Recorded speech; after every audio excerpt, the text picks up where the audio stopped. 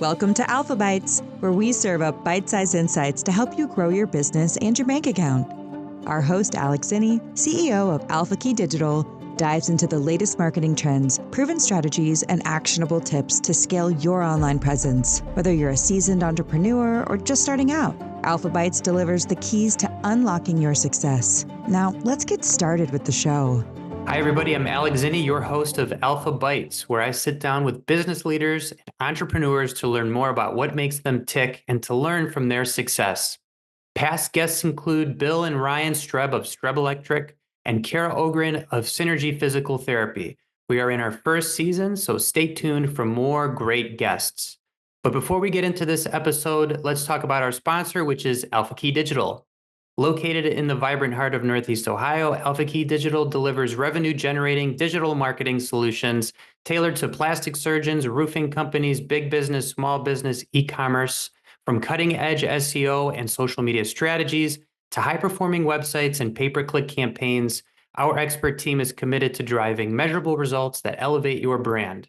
Whether you're a local business striving to dominate your market or a national brand seeking a competitive edge, our comprehensive suite of services ensures success in today's crowded digital landscape. To unlock your business's full potential, visit our website at alphakeydigital.com to book an introductory call with Madison, a member of our team. So we'll talk to you soon. I want to give a quick shout out to John Griffin of Griffin Technology Group, who introduced me to today's amazing guest. John is a wonderful part of the community, very technologically forward-thinking and a great entrepreneur. So I just want to give him a quick shout out. But today's guest is Christine Weber. She is the CEO of the Mentor Area Chamber of Commerce. So Christine joined the Mentor Area Chamber of Commerce in 1995, and in 2017 was appointed as the president and CEO. She is responsible for developing and maintaining an effective Chamber of Commerce, meeting the needs of local businesses and the greater community. She is a lifelong resident of Mentor, a graduate, and Hall of Fame member for both the Mentor High School and Lakeland Community College. Welcome to the show, Chris. Thank you. So it's great to have you on here. So give us the rundown. How did you get started at the Chamber? Well, it's kind of funny. I worked for a small business here in Mentor, and it was just time for me to move on. Didn't really know what I wanted to do. I had a background in accounting and business management. So I actually went to see somebody that I knew, and they worked for an employment agency. It was called Thomas Employment at the time. And I knew the person. So I was just chatting to her out in the hall, and the owner came running out and he said, "We don't even need to do anything anymore. I know exactly what job you were made for." And that's how I got the job here. So he called the person who was the executive director at the time and said, "I want you to interview somebody. I think she'll be perfect for the opening we have at the chamber." I did. I got the job, and I've been here since April of 1995. Wow. Well, obviously he was right that they found the right job for you. What was your first title? Gosh, I think it was like administrative assistant or executive assistant, something like that. I don't even remember because we've changed those titles around so many times, as things evolve and our duties have changed over the years. So, and just to stay with the times too, we're no longer called secretaries. Most people we moved on to administrative assistant. Mhm. So it's just, I don't even remember. I think it was administrative assistant or executive assistant. It was something like of that. And did you, when you first walked in and started working with the chamber, did you envision that one day you would be the CEO? No, actually, so my role was actually supposed to be part-time, work no more than 30 hours a week. That was one of the things that attracted me to the job in the first place. My son, was young at the time. And so I thought, okay, this is perfect because I really wanted, one day a week, even though he was already in school, I still kind of wanted one day a week at home to get, my household chores done and stuff like that to free up my weekends. And I could tell you in my 29 and a half years, I've never worked a 30-hour week. Yeah, it's always been under, right? Under 30? No. Oh yeah, under maybe 30 in 2 days, but Yeah. And that's true because you have so many great events and you have so many different things happening. you must obviously be very passionate about the work. What is something that brings you the most passion from working at the chamber? I think the thing that drives me the most is meeting all the different people, all the different businesses, working with them on how to improve themselves, improve our community, what they can give back, what I can give back. So Mm. I think that's really what drives me. I probably never would have thought of that back when I was in my 20s, and but that's what does drive me. So I love it. There was Mm. probably a time in my life I should have moved on because, as you know, nonprofits, it's not like we make huge dollars. Mhm. Um, but I didn't do it because I just couldn't think of anything else that would make me happier, and that was more important to me than some of the other things in life. Well, that's awesome. And for some of the listeners who might not know, can you explain exactly what a chamber of commerce is and what you guys do? So for art, every chamber does things a little differently because some have economic development rolled into their facility, which we do not. We have our own economic development department located at the city of Mentor, though we do work with the city of Mentor very closely. And Mhm. also sometimes chambers do a leadership program, and we have our own leadership Lake County. So ours is really business driven. So we are here to promote our businesses, teach them how to promote themselves, because a lot of our small businesses don't have staff in which they are dedicated just to marketing and promoting themselves. So we try to assist in any way that we can. We obviously have some member saving benefits. We have an energy cost benefit. We have healthcare. So we have different things like that to help save our companies money. Also, through the Mentor Chamber, we also run the Lake County Safety Council, which helps you with your BWC costs. So, in your ratings. So, a lot of people rely on us for that as well. And that's a separate organization that, is basically really funded by the BWC out of Columbus, but a nonprofit type, like either a chamber or a hospital, is usually selected in Ohio to run. And we've been running the Safety Council for probably, well, beyond the 30 years that I've been here almost. So we've always done that for the entire county. So that is also something else that we do here.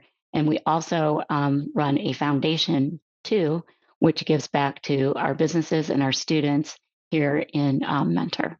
Wow. Yeah, that's quite a bit. And I can just tell from my personal experience, I didn't know what a chamber of commerce was.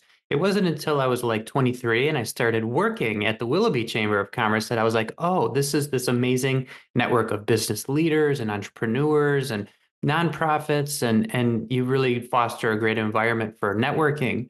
What's one of the greatest benefits that you think most businesses get out of working at the chamber? Is there one that sticks out to you that from joining the chamber that a company gets? Well, it's just like you mentioned, it's definitely the networking is the number one reason people join a chamber of commerce. You just can't get this type of networking anywhere else. There's Hmm. so many people that you connect with.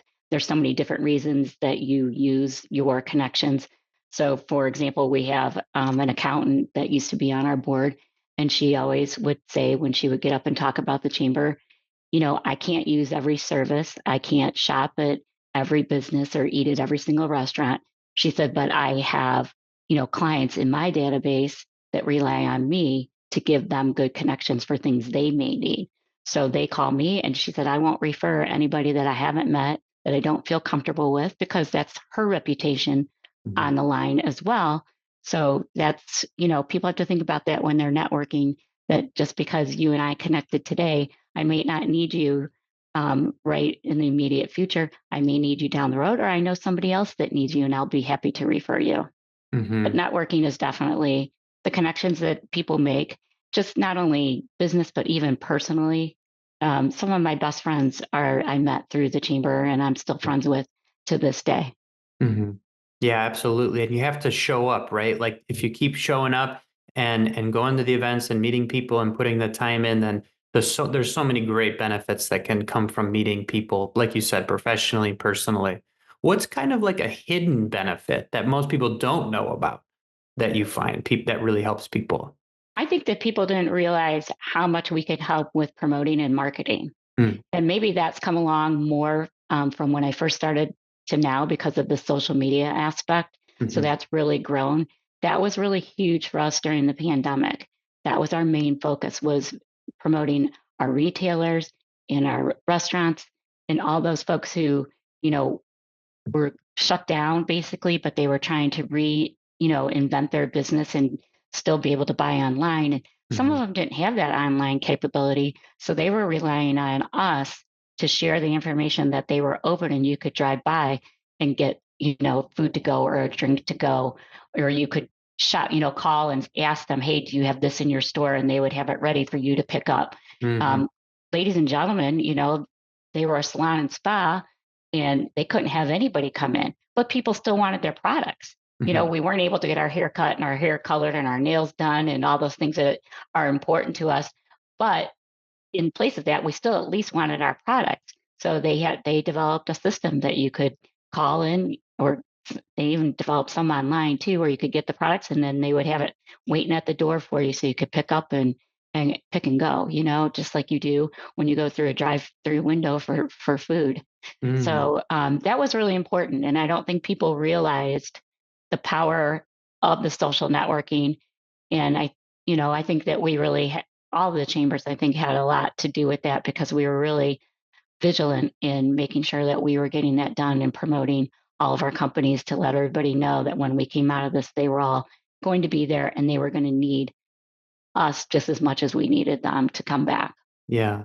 Yeah, that's so true, and I remember those days of the pandemic and just what foundational and a bedrock for the community, the chambers were, and it's just really great to see. How do you think, since the pandemic, do you Mhm. feel like there's more chamber activity or less people coming into the chamber? Has anything changed since the pandemic that really comes to mind for you?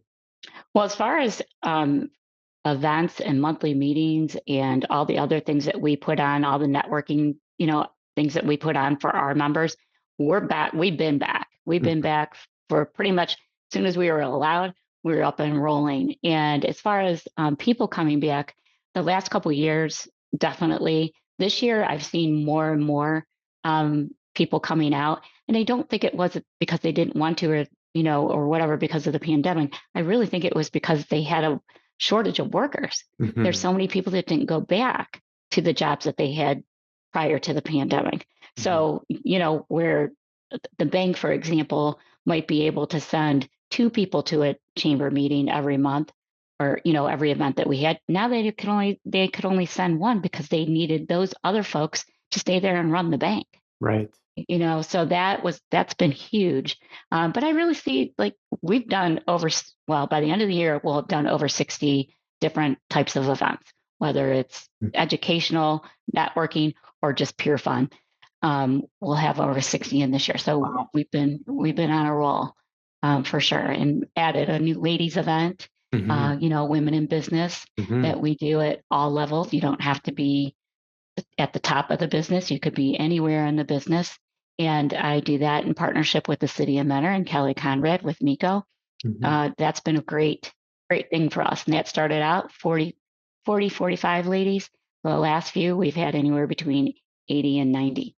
So it's been great. And we've been trying to attach some type of nonprofit to this to the evening. So if you come in, maybe we'll ask you to donate diapers or some Mhm, money for birthright or some other kind of organization like that that belongs to our chamber. mhm. Yeah, that's great to hear that, the woman in business that's doubled in size and seems to be continuing to grow. Where did the idea for that come from? Well, I have this habit of kind of looking around at other chambers, mostly in the Florida area. Mhm, And I just happened to stumble upon something it was Miami County that had a program. And I thought, you know what, we could do that. And Kelly and I, Kelly and I first met, we hit it off like right away. And we talked about, the trials and the tribulations and the good things and the bad things of, being a woman in business and mhm, how we help um, other women. And then I did some digging around and I told her, I said, hey, there is such a thing and people are doing this. And we just took it from there and we held one meeting and it took off, and it's just been growing ever since. Wow. Yeah, that's incredible. If you were to give any advice to a woman entrepreneur, who's just starting off, what would you say to her? I would say make sure you go after the resources that are available to women business owners or women in business. There's a lot available. There's some great contacts down in, at our government down at the State House, Hmm. people that will help you. There's a lot of grants and things you have to kind of dig, but you can get them. So I would say, make sure you start there. Talk to other women business owners, Hmm. people that have been doing it for a long time. Nancy Brown, Ellie Veo, they all have stories of how they got started, what it took to get started, how they keep it going. I mean, those ladies they're still rocking it. Hmm. So, and they've been in business a really long time. So I think that that's really important to find those mentors that Hmm. can help you get started and keep you moving. Yeah. Yeah, And of that's course, join the chamber. that goes without saying. If anybody listening here is in the Mentor area, Northeast Ohio, visit the Mentor Chambers website and consider joining. I can definitely say it's a great, great resource and a great community of people. So I kind of want to shift gears a little bit, Christine, and ask you, what was what was some of the best advice that you'd ever received throughout your career, professionally or personally? Have you ever received any advice that really just was a game changer for you? A couple of things. So one actually came from the owner of Rollcraft, Chuck Garish, and he was on our board. And he told me I don't know why we were talking about things on TV that we watch, and he asked me if I watched any of the financial channels, Mhm. and I said no, not really. And he said, well, you start tomorrow.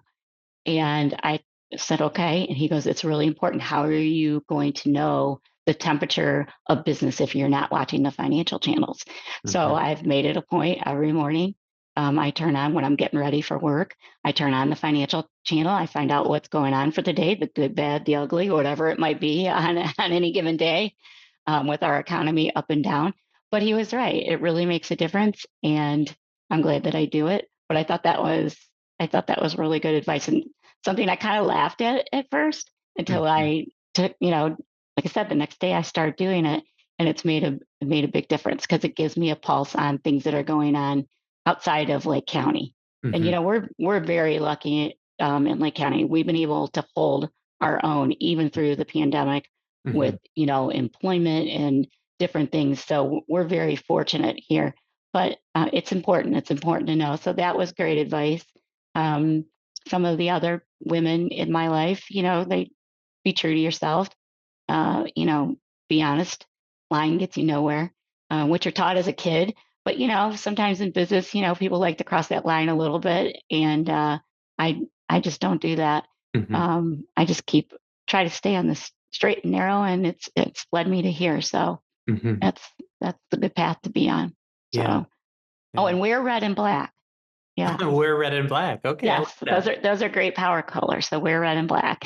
I love that. And that's some of my favorite stuff to wear too, red and black. And now that I think about it, I do see you in a lot of black. So that's Yes, I the I wear power a lot of colors. black. Well, it's Yeah. easy too. It goes with everything. Mhm. That's great advice. Absolutely. Great advice. So I also want to ask you, like, what's your proudest moment? Like a moment that you can look back on, and just be really like it can be a career, a success, a highlight. What's something that comes to mind as one of your proudest moments? I think, I mean, I have so many, just being here makes me so proud. Being named CEO when I wasn't expecting it made me so proud. Mm-hmm. And the confidence that my board had in me to make that move was huge. So I was very proud and very honored. Um, I did receive uh, an award from Lakeland from the Women's Center, and that was very important to me because that award, there was six other ladies who had to write the nomination for you, Hmm. and six ladies took time out of their very, very, very busy schedules to write and talk about me to ensure that I got that award, and that was really important to me. Hmm. Yeah, that's beautiful and well deserved too. Well deserved. How did you become CEO? What was the circumstance? How did you find out? You said you were surprised. I was surprised. So the person prior to me decided to depart unknowns to me, Mhm. and we were actually getting ready to go to a like little retreat type Mhm. meeting, and that person went ahead of the rest of the staff, Mhm. and I received a call from Adam Sandin from Runner Sandin Funeral Home and Mhm. Dietrich and Funeral Home, and he called me and he said, "You need to come up here now." And I'm like, "Well, we're not scheduled to come up yet." I'm looking at my watch, we're Mhm. not scheduled. And he said, "No, you need to come up here now." So I did. And him and Nate Bell took me in another room and they said, "This is what we want you to do. We think you're the right person. And you're going to go out there and the board's going to take a vote and you're going to say yes." And I said, "Okay, well, I have a concert to go to, so we need to hurry this up." Wow. So, It's yeah. and So were you excited? Like when you heard it, was it like an absolute yes? Or were you a little scared or what was I your was reaction? I think I was in shock at first, Mhm. actually, and it was a Friday, like, at 4 o'clock. That's just not something news you expect to receive at Uh-huh. Friday at 4 o'clock.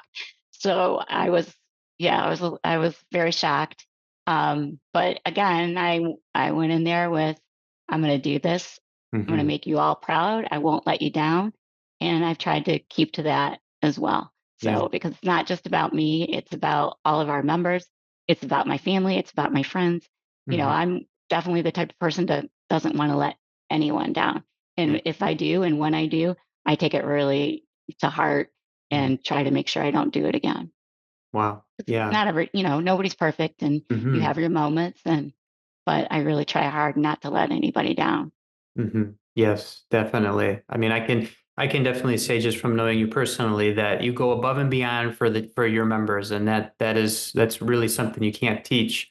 What kind of like leadership approach or style do you think you have when it comes like you're new, you were appointed, and you're stepping foot back into the office now as CEO.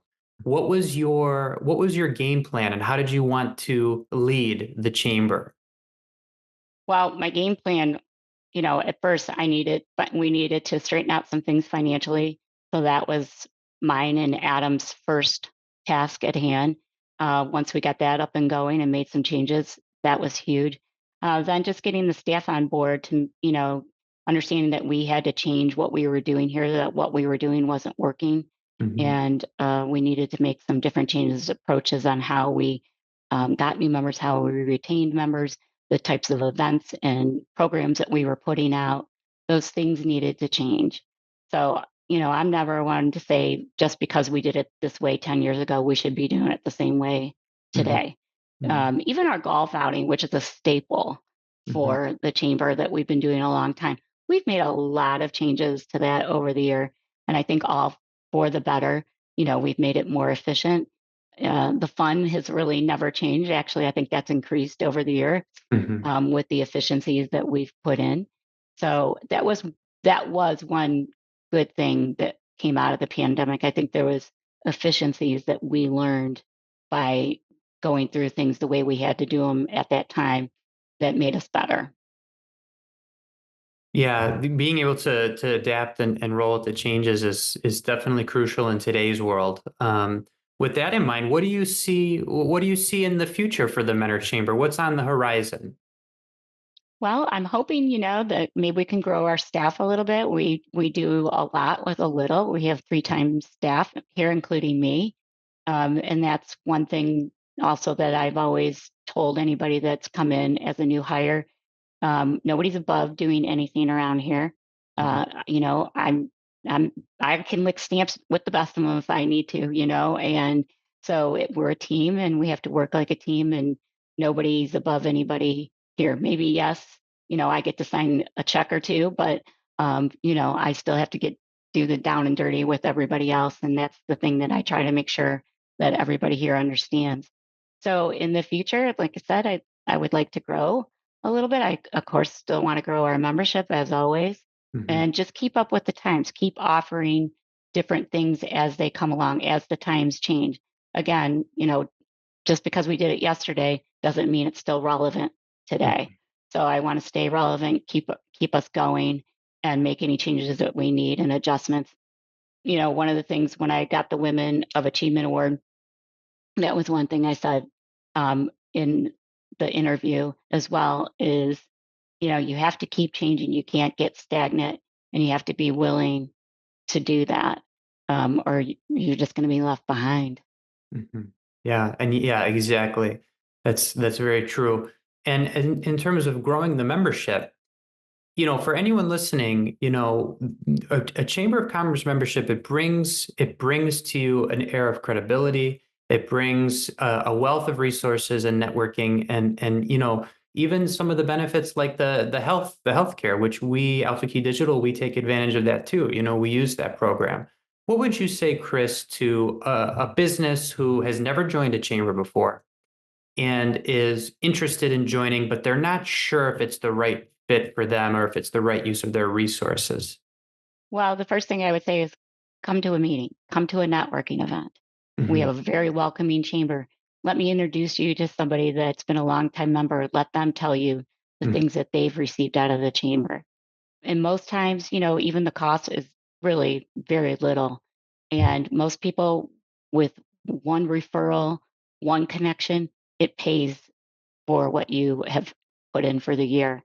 So you really have to get involved right out of the gate. And that's one thing this year I've been so proud of is we've had a lot of members who walk in and they join, and then the next day I see they signed up for like 3 and 4 events. And that makes me so excited because Hmm. that's what they should be doing, because if you don't show up, you're right, the membership's not going to work for you. Hmm. But if you're there and you're being involved, and I realize that everybody, especially if you're a 2 to 3, 4-person, shop, you can't always come to things, but you can still stay involved. There's still so many ways to stay involved, even if you can't personally attend every single event. I mean, even if you're just paying attention to our social media posts and all the things that there's so many ways to interact, even if you can't always personally be there. But obviously, in person, is the best way to make those connections. Yeah, absolutely. That's awesome. So I do have one final question, and it's going to be a fun one. Okay. But before I ask it, I just want to further the point that visit the chamber, inquire with the chamber, join the chamber, before you make a decision on whether you think it's worth your time or not. Go to an event. So please visit the chamber's website, www.mentorchamber.org. You can go there, give them a call, submit an inquiry, fill out the paperwork, and join. But definitely, go visit their website and see what they're all about. So, Chris, I know that you're a big music fan, and I know you have some musicians that you're more fans of than others, and I feel like I know the answer to this question. But Yeah. what was the best concert that you've ever been to? Well, it would have to be Donny Osmond because that's I really the knew only it. concerts I go to. No, I've been to a few others. I mean, back in the day, I went to Michael Stanley and some others, but yeah, Donny Osmond. So yeah, I've been a fan for, let's see, I'm dating myself now, but 51 years. Uh-huh. 51 years I've been a fan of Donny Wow. Osmond. I've seen him multiple times. I've met him Mhm. multiple times. I have his autograph. I have my picture with him multiple Mhm. times. Yeah, I've Yeah, seen it. yeah. Every time he's come to Cleveland, I have been there. And I've seen him in Vegas, and I went to Toronto to see him in Joseph and the Technicolor Dreamcoat. Wow. So it's safe to say you're a super fan. I am. I know everybody makes fun of me, but you have to give the guy credit. He's been in business for over 60 years as well, so he's got to be doing something right. And I saw he just renewed his Harrah's gig, so he'll be there through at least June of 25. Wow. Well, we'll have to make sure we get tickets. We'll have to make sure we get Right? tickets for that. So, Yeah, the Vegas show is fantastic. So yeah, I've it's a heard whole great things. production. Yeah. Yeah. Well, So thank you so much, Chris, for being here. We've been talking with Chris Weber, the CEO of the Mentor Area Chamber of Commerce. Again, visit their website at mentorchamber.org. It's been an absolute pleasure talking to you, and thank you for your time. thank you for having me. All right. Talk to you soon, everyone. Thanks for tuning in to this episode of Alpha Bites. If you found today's insights valuable, be sure to subscribe, leave a review, and share the podcast with your network. Let's keep the conversation going. Connect with us on social media or visit us at alphakeydigital.com/alphabites. Remember, the keys to your digital success are just a bite away. See you next time.